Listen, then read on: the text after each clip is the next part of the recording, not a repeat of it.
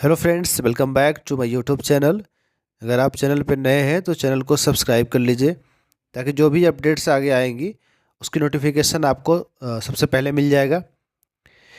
तो दो चीज़ें, एक तो जितने कर्मचारी संगठनों द्वारा सरकारी सेवक हो, राज्यकर्मी हो या फिर केंद्र सरकार के कर्मचारी हो, विरोध जता रहे हैं सरकार के प्रति कि भाई यूपीएस नहीं चाहिए। यूपीएस में इतनी विसंगतियां हैं कि उसमें हमको एक्सेप्ट करने लायक कुछ भी नहीं है। तो सरकार क्या करती है, लेकिन उससे पहले डेडलाइन जो दे दिया गया है कि 1 अप्रैल से पहले आप ये यूपीएस में जाना चाहते हैं कि एज इट इज एनपीएस में बना रहना चाहते हैं। तो एक क्वेश्चन कॉमन बहुत लोगों का था कि 10 से 15 सालों का जो सर्विस लेंथ है उसमें हमको क्या करना चाहिए, और जो रिटायर्ड हो चुके हैं 1 अप्रैल 2025 से पहले रिटायर हो रहे हैं या हो चुके हैं, उनके मन में भी संशय बना हुआ है कि हमको एनपीएस में रहना चाहिए या फिर यूपीएस ऑप्ट करना चाहिए। तो एक हम लोग क्वेश्चन लेते हैं, उसके पर्सपेक्टिव में हम लोग समझेंगे कि एनपीएस, यूपीएस और ओपीएस रहता तो किस में कितना पेंशन बनेगा, कितना ग्रेच्युटी बनेगा, कितना लमसम अमाउंट बनेगा, और जिनका भी इसके आसपास सर्विस लेंथ है वो भी इस बात से रिलेट करेंगे कि डिफरेंशिएट करने में उनको आसानी हो जाएगी कि जो है कितना लमसम बनेगा और ओपीएस, एनपीएस, यूपीएस तीनों में क्या जो है फ़र्क पड़ रहा है। सर हैं वी लक्ष्मी नारायण जी, रेलवे में सर्विस कर रहे हैं, 14 साल 9 महीने इनकी सर्विस लेंथ है, और जो है करंट बेसिक पे 30,500 रुपये है, 30,500 रुपीज़।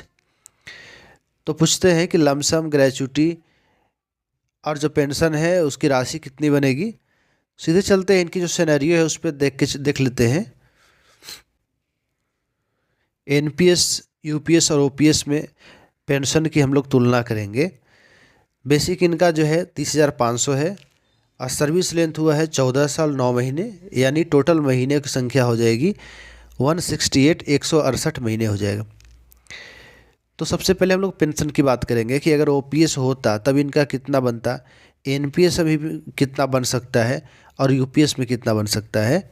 तो ये चीज़ें हम लोग देखेंगे। आपको पता है कि जब पुरानी पेंशन योजना थी, ओपीएस में, ओल्ड पेंशन स्कीम में, बेसिक का, लास्ट महीने का बेसिक का आधा मिलता था और उस पर जो है महंगाई राहत मिलता था। तो अगर 30,500 है, उसमें आधा इनका 15,250 रुपये, और उस पर फिर डीआर यानी महंगाई राहत जो है मिलती। अगर एनपीएस में अगर ऑप्ट करेंगे, एनपीएस में ही रहना चाहेंगे, तो इनकी जो पेंशन की राशि होगी एनपीएस में, इक्विटी रिटर्न होगा 3,126 रुपये होगा। यूपीएस की बात करें तो कैलकुलेट करने के लिए पता है आपको कि जो फॉर्मूला पहले भी मैंने डिस्कस किया था कि P/2 into Q/300 into IC/BC। P/2 जो 12 महीने का बेसिक एवरेज पे है उसका आधा लेके चलेंगे, और गुना Q/300, Q यानी जितने महीने आपकी सर्विस हुई है, और इंटू IC/BC। तो IC/BC को 1 मान के चलते हैं क्योंकि दोनों को बराबर मान के चलते हैं। तो उस हिसाब से जो है इनका कैलकुलेशन आता है 8,540 रुपये। तो आपको पता है कि अगर आपने पार्शियल विड्रॉवल नहीं किया है या फिर आपके एनपीएस की कटौती पूरी है, तो फिर आप अगर 10 साल सर्विस लेंथ हो गई है तो फिर आपको मिनिमम 10,000 पेंशन के प्रावधान किया गया है। तो इनका यूपीएस में मिनिमम पेंशन 10,000 बनेगा और उसके ऊपर में टीयरनेस रिलीफ बनेगा।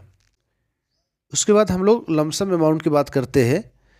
तो आपको पता है कि ओल्ड पेंशन स्कीम में जीपीएफ की सुविधा थी, लमसम अमाउंट उसमें नहीं बनेगा, और एनपीएस में आपको 60% लमसम अमाउंट के रूप में मिलता है और 40% में आपको इक्विटी जो रिटर्न होता है उसको पेंशन के रूप में दिया जाता है, जो कि आपको ऊपर में 3,126 रुपये मिल रहे थे।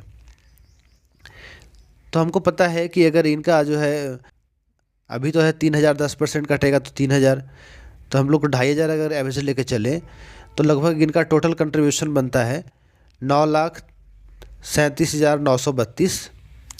तो 60% उस हिसाब से 5,62,729 रुपये इनको एक मुश्त मिल जाएगा। और उसके बाद 40 जो % है, 40% में 3,75,173 रुपये में इनको पेंशन की राशि एनपीएस में मिलेगी, जो कि 3,126 रुपये बनती है। और लमसम अमाउंट की बात करें यूनिफाइड पेंशन स्कीम के अंदर में, तो इनका जो है बेसिक प्लस डीए, बेसिक इनका है 30,500, उस पर अभी फ़िलहाल का जो 53% डीए लेके चलते हैं, तो इनकी होती है 46,665 रुपये, उसका 10वां हिस्सा और गुना, जैसे इसमें 6 महीने का 1 यूनिट लेते हैं तो टोटल इनका है 14 साल और प्लस 9 महीने, तो 14 साल 14 दूना 28 और 9 महीने का 2 यूनिट लेंगे तो 28 दो 30, 30 से गुना करेंगे तो इनका जो है लमसम अमाउंट बनेगा 1,39,980 रुपये, एक मुश्त राशि इनको बनेगी। उसके बाद हम लोग बात करते हैं ग्रेचुटी की। ग्रेचुटी की सुविधा तीनों में उपलब्ध है, चाहे आप एनपीएस में रहें या फिर यूपीएस में जाएं या फिर आप ओल्ड पेंशन स्कीम अगर आपको भविष्य में मिले तो ग्रेचुटी समान रूप से मिलेगी आपको। ग्रेचुटी निकालने के लिए फॉर्मूला है E/15/26 आपको जो है 46,665 रुपये जो है बेसिक प्लस डीए, उसको इमोल्यूमेंट्स बोल सकते हैं, ये बोल सकते हैं। तो बेसिक प्लस डीए का 46,665 रुपये गुना 15/26 और गुना 15 साल सर्विस हुई है। अगर 6 महीना से ऊपर की सर्विस होती है तो उसको 1 साल के रूप में काउंट कर लिया जाता है। तो इनकी जो है ग्रेचुटी बन के आती है 4,03,831 रुपये। तो हम बात कर रहे थे इनकी पेंशन के बारे में, कंपेयर कर लिए, तुलना कर लिए कि किसमें कितना पेंशन बन रहा है। छोटे सर्विस लेंथ वालों की जो है ये कंसीडर करने की ज़रूरत है कि आप यूपीएस में जा सकते हैं कि एनपीएस में रह सकते हैं। उसके बाद एक एनालिसिस है कि अगर आपको एनपीएस में एक मुश्त राशि 5,62,729 रुपये मिलती है और यूपीएस में यही बन रही है 1,39,980 रुपये, यानी टोटल जो है डिफरेंस हो रहा है 4,22,749 रुपये आपकी जो है डिफरेंस बन रही है। तो ये बातें समझनी होगी कि अगर हमको पेंशन लेना है 3,126 रुपये से कुछ नहीं होने वाला है।